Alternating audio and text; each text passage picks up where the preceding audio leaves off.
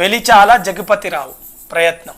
Telangana legislative forum ఏంటి sir? Telangana legislative forum sir. ఇది 1991, 1993 Velichala Jagapathirao and Janareddy. Next sir, మా తెలంగాణ పత్రిక ఆవిష్కరణ.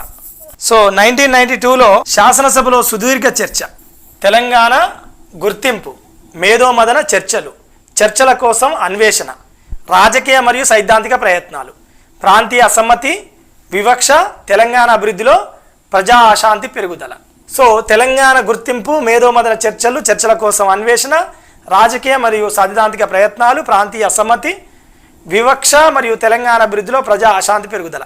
ఇప్పుడు మనం చెప్పినటువంటి 15 ఘటనలు వీటికి సూటిగా స్పష్టంగా సరిపోతాయి. సమైక్య పాలనలో ప్రపంచ బ్యాంకు నిబంధనలకు కట్టుబడి ఉన్నామని నాటి ముఖ్యమంత్రి చంద్రబాబు నాయుడు గారు ప్రపంచ బ్యాంక్ ప్రెసిడెంట్కు ఎప్పుడు లేఖ రాసిండు? చెప్పండి సార్. 95లో వచ్చిందా? 95